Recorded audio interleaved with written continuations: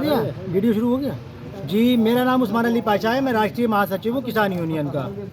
आज एक ज्ञापन तहसील दिवस की अध्यक्षता कर रहे हैं हमारी उप जिलाधिकारी मोनिका सिंह जी को सौंपा है।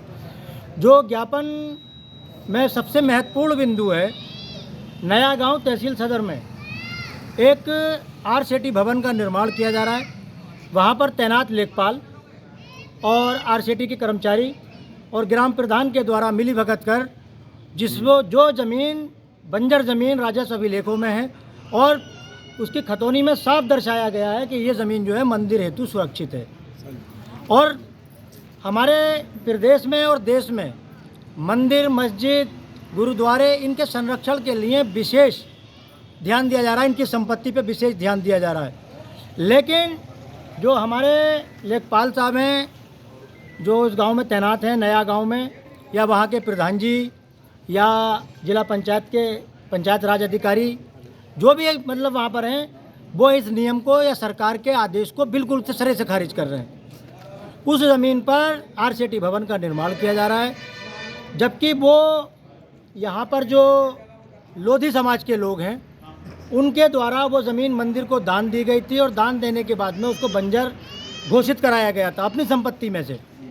लेकिन इस सब के बावजूद भी वो जो बैंक ऑफ बड़ौदा के जो कर्मचारी वगैरह या अधिकारी वगैरह हैं वो या लेखपाल साहब या प्रधान जी राजनीतिक देशिया से देश के चलते उस ज़मीन पर मतलब कहते हैं वो भवन का निर्माण कराया जा रहा है। तो वो हम अब एक साफ साफ चेतावनी दे दें, अगर जो नियमों के साथ है वो कार्य आप करें, जब तक मतलब कहते हैं जांच नहीं होती उसकी, क्योंकि एसडीएम साहब ने हमें आश्वासन दिया है कि इसकी हम जांच कराएंगे। और कल या परसों, कल तो संडे है, छुट्टी है, परसों डीएम साहब से मिलकर उनको भी ज्ञापन दिया जाएगा, उसके बाद में कमिश्नर साहब से। और उसके बावजूद भी अगर कोई अधिकारी कर्मचारी हमारी नहीं सुनता तो हम सब परिवार सहित अपने पशुओं सहित उसी जगह पर बैठेंगे और फिर हम देखते हैं कि कौन कैसे करके इसको निर्माण करता है। दूसरा बिंदु, जो भूमाफिया हैं ये सरकारी ज़मीनों पे कब्जा कर रहे हैं, सरकार लोगों की ज़मीनों पे खुद भी कब्जा करा रही है। और दूसरा मतलब कहते हैं भूमाफिया कब्जा कर रहे हैं। जौलपुर में कई ज़मीनें हैं जिन पर मतलब कहते हैं कुछ भूमाफियाओं ने कब्जे कर रखे हैं और लगातार उनके कब्जे चले आ रहे हैं। और जो कुछ किसानों की ज़मीनें हैं और कुछ सरकारी ज़मीन है, उसको कब्ज़ा मुक्त कराने का कोई प्रयास नहीं किया जा रहा। उस गांव में चकबंदी के बाद में जिनको भी ज़मीन जहां जहां आवंटित हुई थी, जाटव समाज के लोग हैं, उसमें हरिजन समाज के लोग हैं, किसी का भी मतलब कहते हैं ये नहीं किया जा रहा है कि जो उसको ज़मीन जिसकी जहां थी उसको वहां दे दी जाए। तो कई भूमाफियाओं ने बहुत बड़े पैमाने पर उस पर कब्ज़ा कर रखा है, तो उसको भी कब्ज़ा मुक्त कराने की बात की गई है। उद्यान विभाग हमारे किसानों को जितनी भी योजनाएं मिलती हैं, यंत्र या वो, उसमें लगभग 90% योजना उद्यान विभाग के माध्यम से मिलती हैं। लेकिन उद्यान विभाग जिले का पूरी तरह से भ्रष्ट विभाग हो चुका है।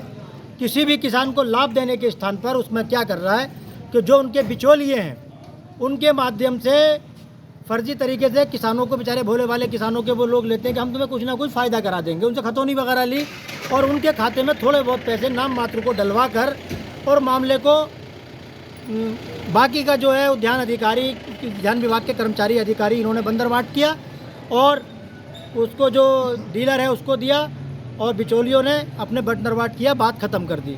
तो ये इसी तरह के कई सारी मतलब उद्यान विभाग के जो उसकी जांच के भी हमने ज्ञापन दिया है। और तीसरा बिंदु, प्लाईवुड फैक्ट्रियों में नीम कोटेड यूरिया, नीम यूरिया में इसलिए मिश्रित किया गया था कि जो कमर्शियल ग्रेड और कृषि ग्रेड का यूरिया अलग हो जाए, इसका केवल खेती में प्रयोग हो सके, इसके अलावा किसी भी प्रयोग में नहीं आ सके। क्योंकि पहले जब नीम कोटेड यूरिया नहीं आता था तो सिंथेटिक दूध बनाने वाले लोग बहुत बड़े पैमाने पे यूरिया का प्रयोग करते थे, बिस्कुट बनाने वाले। अब क्योंकि नीम कोटेड यूरिया हो गया तो उनका वो प्रयोग नहीं हो सकता। अब क्या कर रहे हैं, ये जो नीम कोटेड यूरिया फैक्ट्री वाले अपने जो उसमें फैक्ट्री में काम करते हैं वर्कर मजदूर, उनके नाम से नीम कोटेड यूरिया ख़रीदते हैं और सप्लायर कंपनी से मंगाते हैं कमर्शियल ग्रेड का यूरिया। अब इसका फ़र्क समझ लीजिए, जो नीम कोटेड यूरिया हम अपने खेतों में प्रयोग करते हैं, जो 266 रुपये 67 पैसे उसकी कीमत है, उस यूरिया को वो उसी इतना ही यूरिया वजन का बिना नीम कोटेड यूरिया जो कमर्शियल ग्रेड का है लगभग 3,000 रुपये का कट्टा है।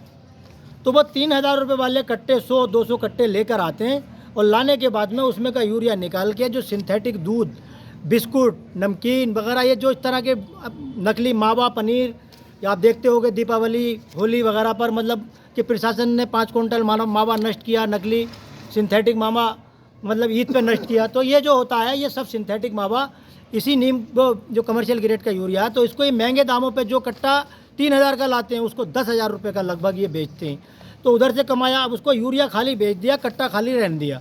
और रहने के बाद में जो मजदूर फैक्ट्रियों में काम करते हैं उनके नाम से इन्होंने नीम कोटेड यूरिया ख़रीदा और उसमें भरा और सिलाई कर दी। अब जिला कृषि अधिकारी से हमने शिकायत की, जिला कृषि अधिकारी वहाँ पर मौके पे पहुँचे, उन्होंने देखा, जाके फोटोग्राफी की, उन्होंने कहा हमें कोई नीम कोटेड यूरिया नहीं मिला। उसके बाद में उन्होंने सैंपल लिया, सैंपल लेने के बाद में जब लैब में भेजा गया तो उसमें नीम कोटेड यूरिया पाया गया। लेकिन क्योंकि वो फैक्ट्री मालिक बहुत बड़ी ऊंची पहुंच के लोग होते हैं, उद्योगपति होते हैं, शासन प्रशासन की औकात नहीं कि उनके सामने कुछ कर सके, तो उसके खिलाफ FIR करने के स्थान पर जो सप्लायर कंपनी थी केवल उसके स्थान पर उसके पास किया गया। तो ये तो वही बात हो गई कि अगर आपके पास में कोई अवैध हथियार पाया जाता तो कहते कि बनाया किसने, उसके खिलाफ FIR होना चाहिए। लेकिन क्योंकि छोटों के झूठे मुकदमे भी लिख जाते हैं, बड़ों के खिलाफ नहीं लिखे जाते, तो इसकी जांच की मांग की गई है। और अवैध प्लॉटिंग आपके तहसील सदर के डूंगरपुर, बमनपुरी, ताशका, थोठर और शहर से लगे हुए जितने भी इसमें नॉन जेडे ज़मीन श्रेणी 7, जिसमें केवल 5 साल का पट्टा दिया जाता था और उस पर कोई निर्माण नियम अनुसार हो ही नहीं सकता, तो रामपुर विकास प्राधिकरण और तहसील सदर में जो तैनात लेखपाल हैं उनकी मिली भगत से यहाँ पर लगातार अवैध प्लॉटिंग हो रही है।